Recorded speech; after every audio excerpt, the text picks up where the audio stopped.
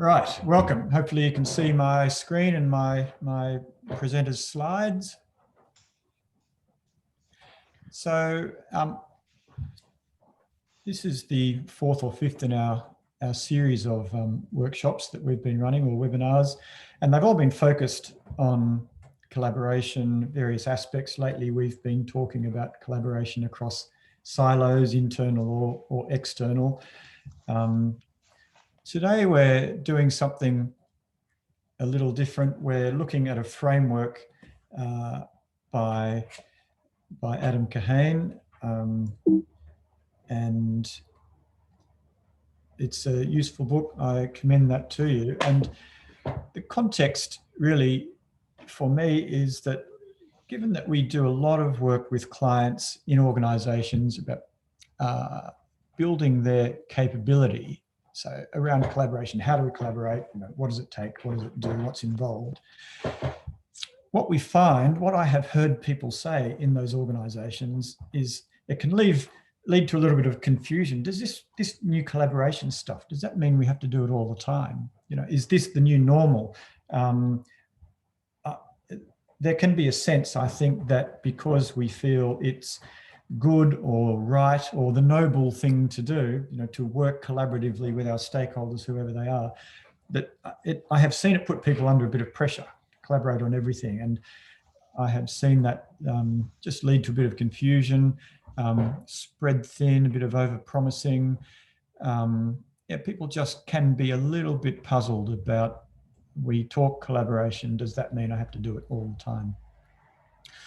I'm interested to know if that's at all your experience. So I wonder if you can just, down the bottom, you should have a little raise hand or button to push there. So just have a go at that and see if that's at all familiar. Either you've heard people saying that or you've experienced that yourself. Just give us a little wave there. Okay, so a couple of you. That's good. That's interesting.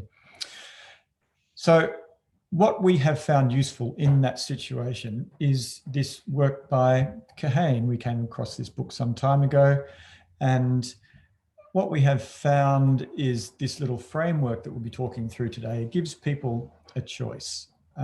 It doesn't give you the answer. It's not the answer. Of course, in this complex collaboration world, there is never an answer, unfortunately, but it does allow us a way to see and to think about the options we have. So let's have a look at this framework. We're a couple of new people joining us, so welcome. And it is pretty simple.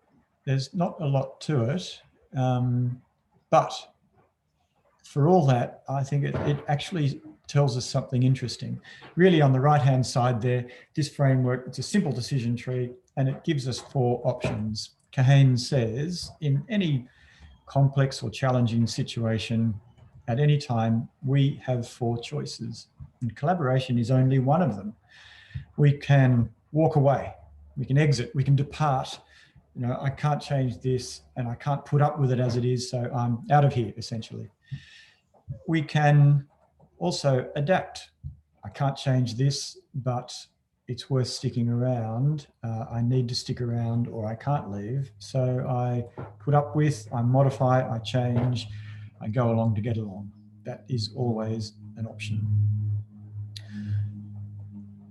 Third box down is where we come to collaboration, which again is one of 4. So I collaborate when I have to do this together.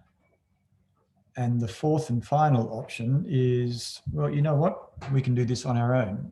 And Kahane uses the language of force. We just push this through. We make this happen because we can. And because we're a relatively small number, so I'm interested in just your quick first response to that, and feel free to unmute and tell me, what do you make of this? What's your first reaction? What's your take on this? So Stuart, collaboration is a start to is an end-to-end process, because we do consultation on draft documents Yeah. often, and on some things we'll collaborate right from the beginning in terms of design, objective, scope. Collaboration in this context is the whole end-to-end process. I would think so. I mean, I would absolutely think so, that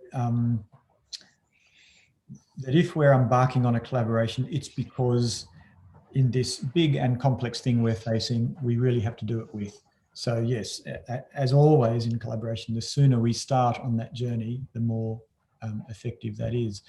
Having said that, there is some nuance which I'll come to in a bit. So yes, we'll get to that. Any other thoughts or reactions to this framework at this stage? Questions?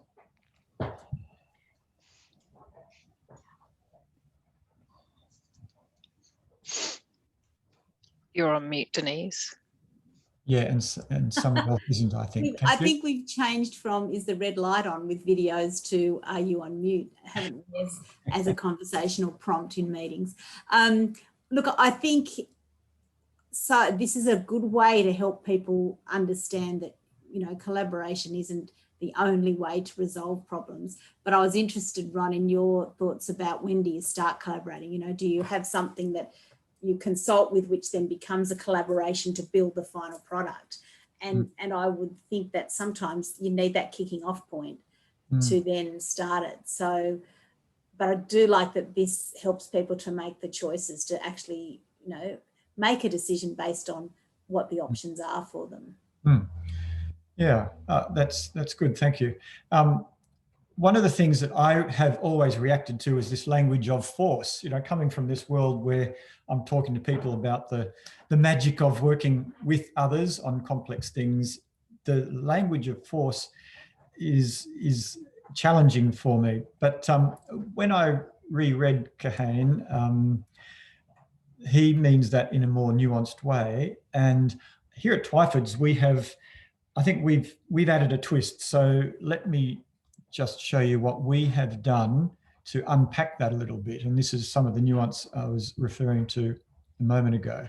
So we've sort of unpacked the force box, and really it comes down to this idea of Kahane's that force is in the unilateral world and collaborate is in the multilateral world. That's the key distinction.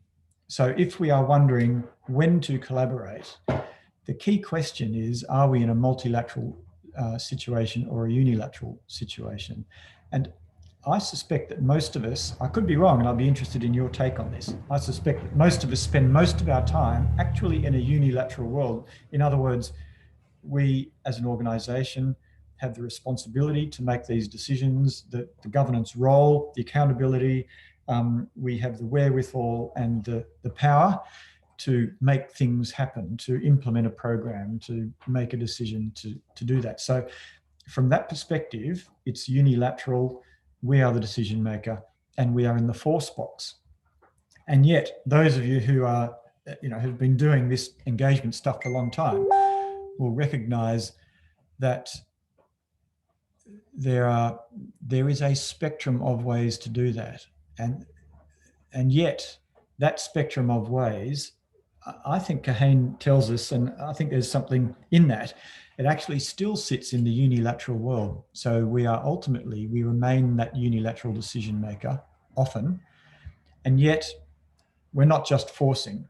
Force doesn't mean be a dictator. Force means, well, actually, we could be informing, we could be consulting, we could be involving. There are ways of working with our stakeholders in this unilateral world. But what we are not doing there is collaborating. And I think that's a really important distinction. We talk collaboration often, but are we really in a multilateral world?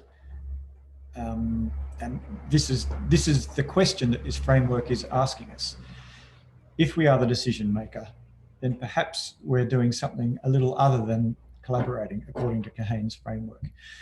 But the flip side of that, of course, is if we're in a multilateral world, if we can't do this on our own, if it's complex, oh my goodness, put my phone away.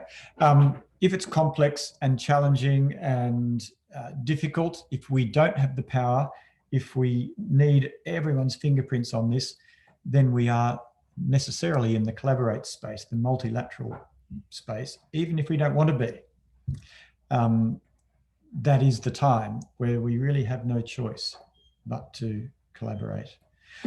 So impressions there, any feedback or thoughts on that unpacking of the force box? Yeah, look, I think you've gone down exactly the rabbit hole. I was thinking that force seems like a very strong term to use these days when I think we've moved on from that approach. I hope we have in most cases, purely because we think better decisions are made when you go through that other process. But yeah, be interested to, yeah. I suppose we do interchangeably use collaborate in that force box as well. Yeah, well, this is right. And I think it's one of the risks of doing that, of talking collaboration just as another part of that spectrum, is it can cause confusion. Are we in a unilateral or multilateral world? Are we the decision maker? That's the unilateral.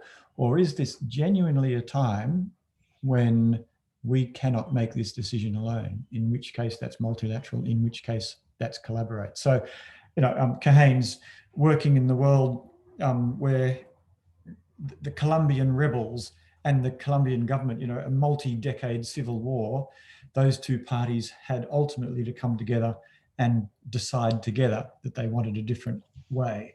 So that's Kahane's context for this. That's clearly a multilateral situation where neither party alone, after all these years of fighting, found that they could force it. It wasn't a unilateral world. So on that, Kahane talks a lot about power, and it's quite interesting, his perspective on power, because I agree, we don't tend to think about power and forcing much in our line of work. But Kahane tells us that when we're collaborating, when we're working together on complex things, we actually need both power and love. They're the two ends of the spectrum that he talks about.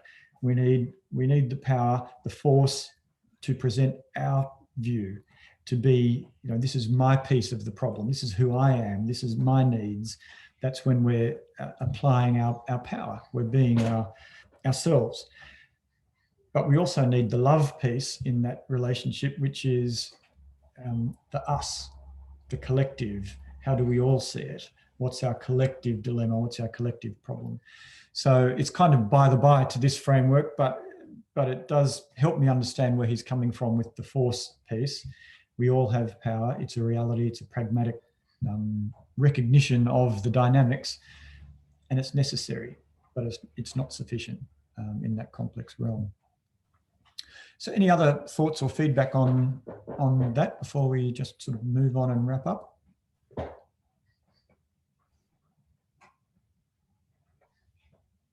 Okay.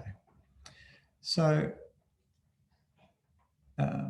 just to summarize, really, we have choices. And the key choice is around unilateral, multilateral.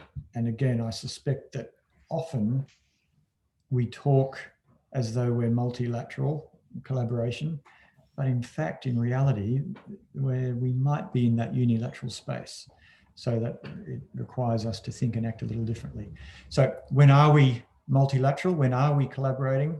We can't do it on our own. We need high levels of buy-in and ownership. We need lots of innovation and creativity that we don't have. We need more heads in the room. If it's really complex, if it's unknowable, that's probably the time when we collaborate. So coming back to the question we had earlier, which is what's the starting point, or is it the whole thing? Maybe the answers to that will be different depending on when we are asking it. I think the key thing is to be, as soon as possible, asking yourself this question: is this the situation we're facing? And the sooner the better, I think. So we might choose not to collaborate in that unilateral space when we can know the problem it's our role. We know that we have the expertise, or we know where we can get the expertise. We just get the right consultants in. Kahane also talks about the pragmatic elements of that. There's no time, and it's a pragmatic reality. I understand where he's coming from, but I think the risk there, of course, is that we use that as a bit of a get out of jail free card. You know, we don't have to collaborate, or we can't collaborate because we don't have time, or whatever. I actually wrote a blog about it last week, the dark side of the force. And I think that is the dark side. If we use it as an excuse not to collaborate, then we are misusing, I think, the framework. So it's something to be aware of. And lastly, this is probably where we at Twyfords spend a lot of our time with clients, is recognizing that even many of us probably are in that unilateral world. We are the decision maker and we are in that force space. But we all have choices in that space. We can force like a dictator, or we can force like a collaborator. And just because we are in that unilateral world as the decision maker, I think that doesn't mean that we can't think and act with not to. And again, I think that's where we spend a lot of our time, which is helping clients, despite being in that that decision-making power role. How do we do this with? How do we share control? How do we let go? How do we be as transparent as possible? How do we do this in a way that gives them a hand on the steering wheel so they have their fingerprints all over this? And that's really a mindset piece as much as anything. And those who've been on these workshops will constantly hear us talking about mindset. That's what's important. So make your choices, decide where you are, but at all times, keep challenging yourselves to be applying that collaborative mindset. And so I think we can think and act collaboratively even when we're not collaborative. So not by this framework, at least. So that's really all I wanted to say. And given the time, it's we've got a little bit of time for questions or more conversation about that. I'm interested in your experience of making those choices. Are there times when you have been thinking that through, and how might this framework have you thinking about that from here on in? So what's your perspective on that?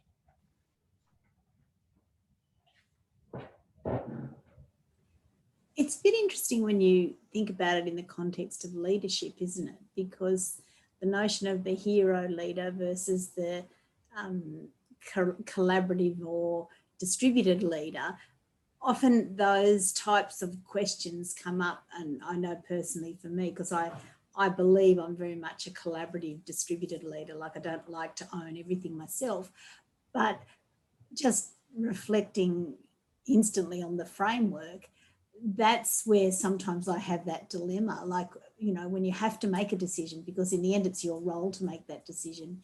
And sometimes, the time to listen to a lot of questions, but then you've got to make the decision at a certain time. I like that concept of the collaborative mindset, so we can do all of that collaboration at that point, acknowledging and recognizing that in the end it is a unilateral decision, but we've used collaborative approaches to come up with that final decision. Where that would fall apart is if you've done all that collaboration, but the decision you make was the decision you'd made before that. Like, it's been committed to saying, I know that it's my role to make a decision, but I'm going to collaborate to get the insight and understanding and then make the decision based on that and feeding that back to people. But it is something that I come up against as I'm sort of working with people, but know that in the end it's my decision. Yeah. Yes.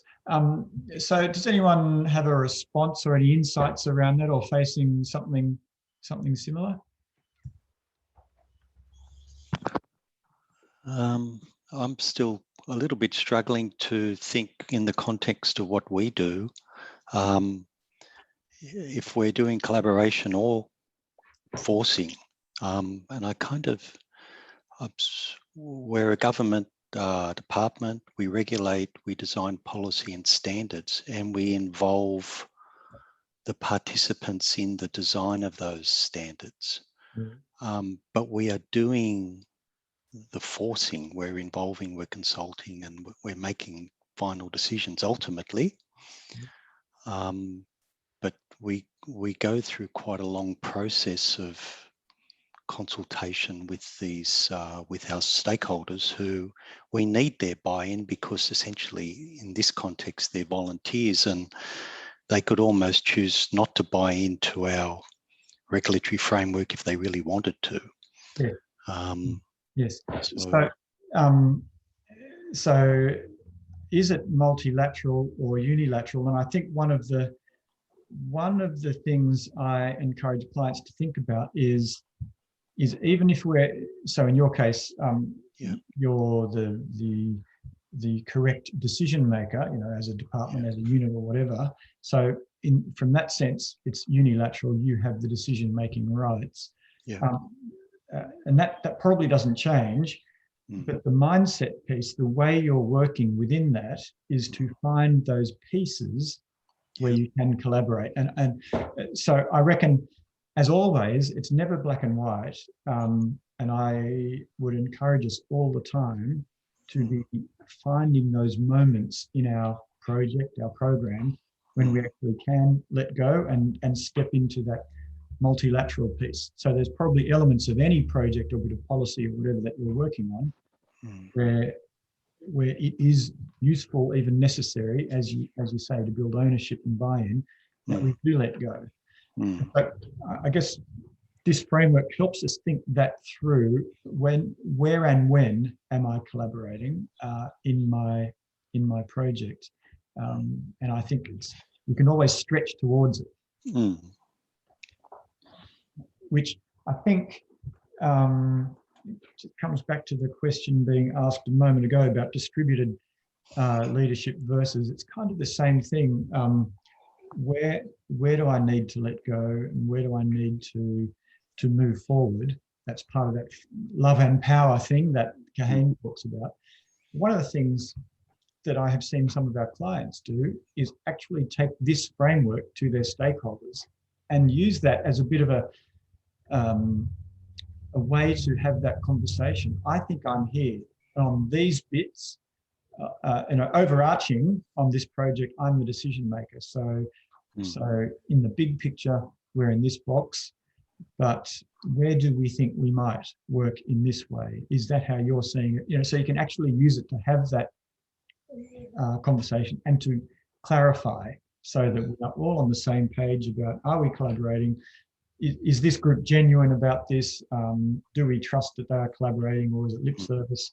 Am I as a leader genuinely collaborating over what, where and how? So it can be helpful just to help unpack that with your stakeholders. Any other thoughts? Questions? Some people have just joined in quite late, I see. So welcome. And I just wonder if there's any questions on your mind about any of this before we wrap up in a few minutes.